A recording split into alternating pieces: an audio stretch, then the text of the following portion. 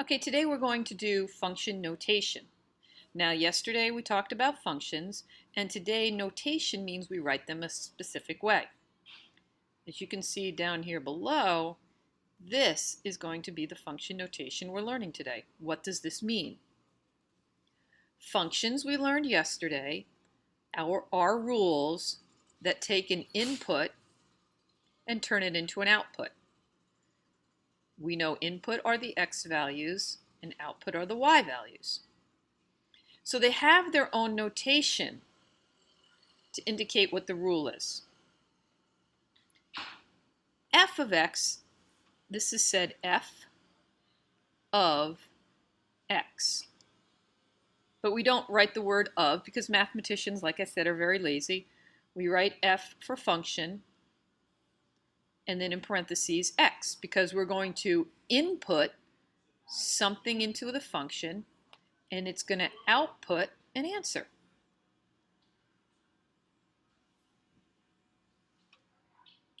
So right here, make it bigger for you to see, we actually have three functions.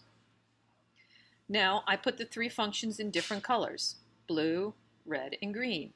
And then notice over here, I'm using notation, but here I used f of x, and I used h of x here, and g of x here, because I got three different graphs, so we can use any letter to represent functions. It doesn't always have to be an F, but that's going to be the most common letter because F stands for function.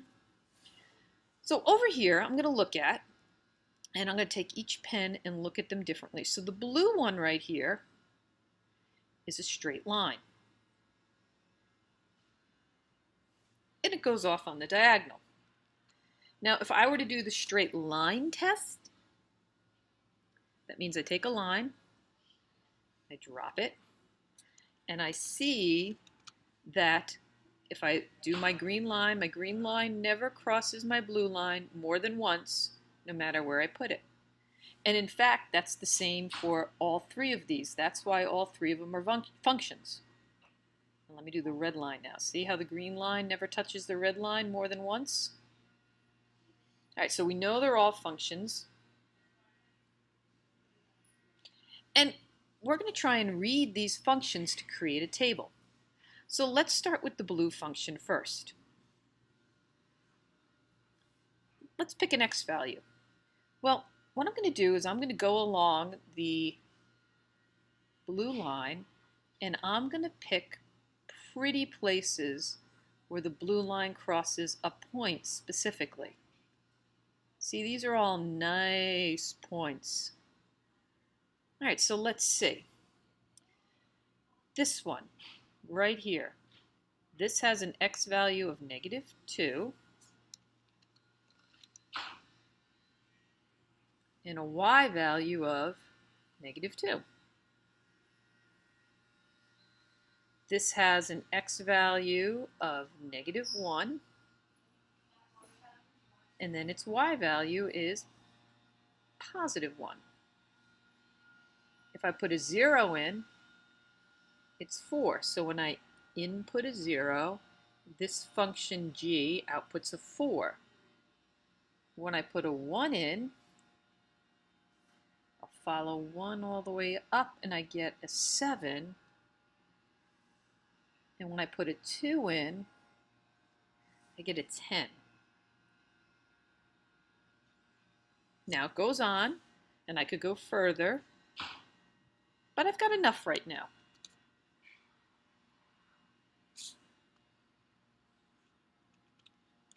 Let's look at the red function. Let's find some nice points. That looks nice. Go down, go down, go down, go down, go down. Oh, that one looks nice. Go down, go down. That one looks nice. Oh, that's an easy one. So I'm just looking for places where it crosses the grid at a nice spot. Okay, let's start with this point right here. This has an x value of -3 and a y value of 9. So that means the x is -3, the y is 9. This one has an x value of -2 and a y value of 4. This has, whoops, this one right here has an x value of -1 and an output of 1. This has an input of 0, an output of 0, and we'll do one more. An input of 1, an output of 1. For the last one, the green, when I'm at x is 0, my y value is 0. Oh, that's a nice one.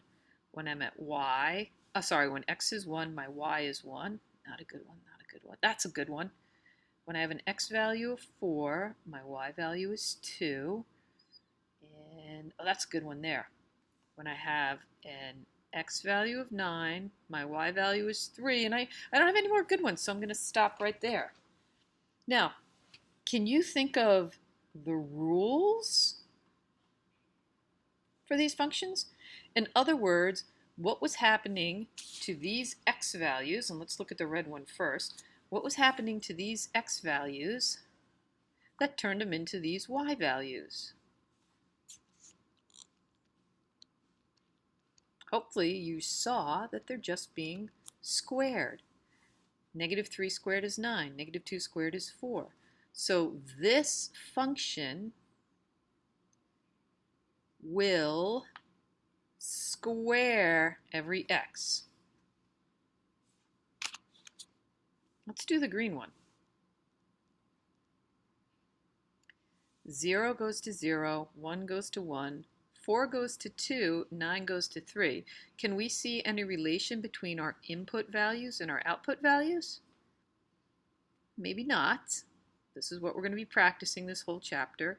But the rule for function h is it takes the square root of any x value. So figure if I put 16 in here, now we know its output would be 4. Well, now this g is a little harder to figure out. But, whoops, come on. But if you remember from last year, you might have been told how to graph a line. A line is in the form slope and then the y-intercept. So the slope here, and we will go over slope again, is up 1, 2, 3 over 1. So its slope is 3 and its y-intercept is 4. So this is the rule for function g. Rewrite that.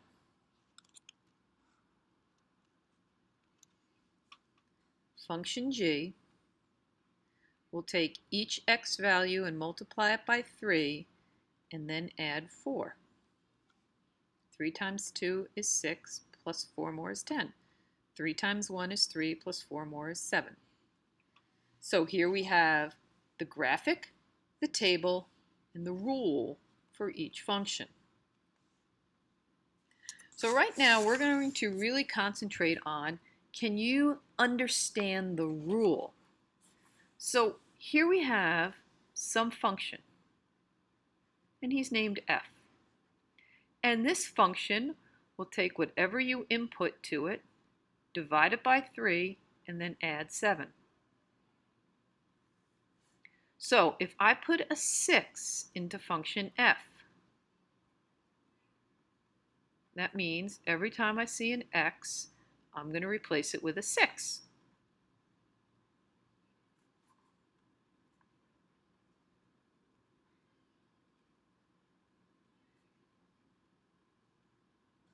So this is what's happening. If I put a 6 into function f, the answer is 9.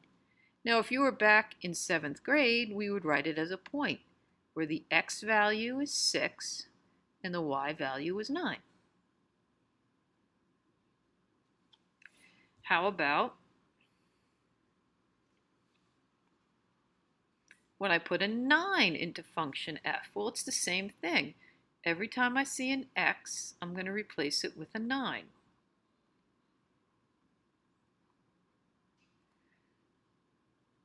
Nine divided by 3 is 3. I'm going to add 7, and I get 10.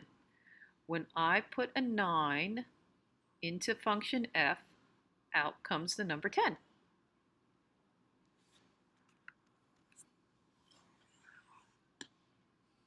The next one's a little backwards. It says find the input. So this is saying I put some x into f, we don't know what it was, and out came the number 8. Well, I can do this algebraically. Remember what my teacher in 8th grade told me. Every time I see an f of x, I may replace it with the number 8. So if this is my rule, do I see an f of x? Yes. And I'll replace it with the number 8. And now I can just solve this.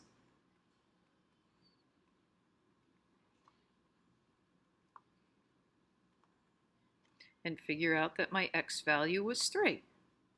So when I input a 3 into my function, out comes the number 8. Now I want to show you this all via a graph. Because not only can we do it algebraically, we can do it graphically.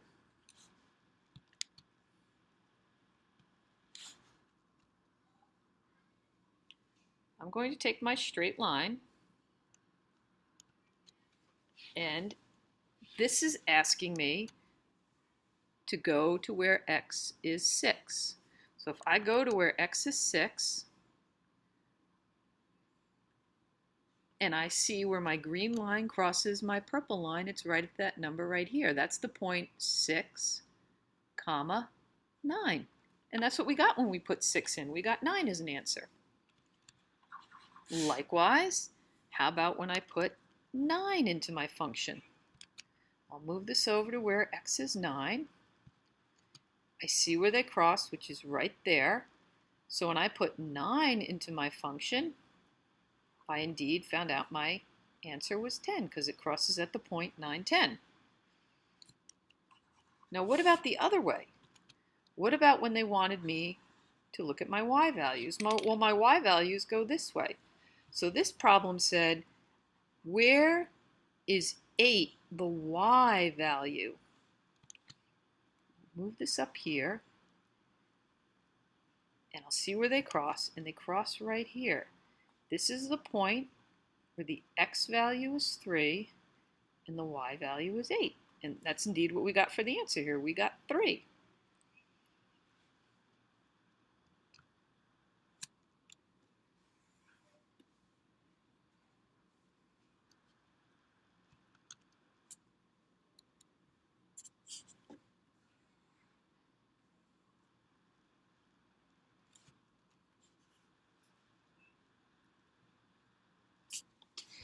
All right, so I want to move on to this one. Now this is, as again, Common Core is all about showing how these would work in the real world. So we've got water boiling, and you know water boils at 212 degrees Fahrenheit. So someone left it in a room that's 65 degrees Fahrenheit. So that's cold. It's not really, it's a brisk 65. So basically what's going to happen is as the time goes on, see these are the hours, as the hours go on, the temperature of the water is going to go down because it's been sitting in an area that's colder than it, so it's getting some of the heat sucked out of it. So this is all about, can we read a chart? So somebody's asking you right here, evaluate t of 2. Well, this was the function. Somebody named it t. Gee, I wonder why they named it t. Oh, T for time. So 2 represents the X variable. And when I read a chart, the X variable is always the first row, and the Y variable is always the second row. So this is just asking me, after a time of 2 hours, what is the Y variable going to be? After 2 hours, my temperature is 104. How about this one? That's right. This is saying after 6 hours, what is the temperature of my water? 68 degrees. It's cooled off immensely. The second one, this question right here, is asking me, all right, at what hour is the temperature 76 degrees? Because they're not asking me for the X. Remember, this is the X, and the answer is always the Y. So I'm going to look here. Up there it is, 76. So the answer to here is hour 4. At hour 4, the temperature will be 76. So let me clean this up because it's getting a little busy. I don't like a lot of that ink all over my page. The last question for the day is this one. Between what 2 consecutive hours, that means one right after the other, will the temperature be 100 degrees? Temperature's 212, temperature's 141, temperature's 104, temperature's, 85. Well, 100 is somewhere in between here. We don't know the exact hour, but they didn't ask us that. They said, what 2 hours will the temperature at some point hit 100? So between hours 2 and 3.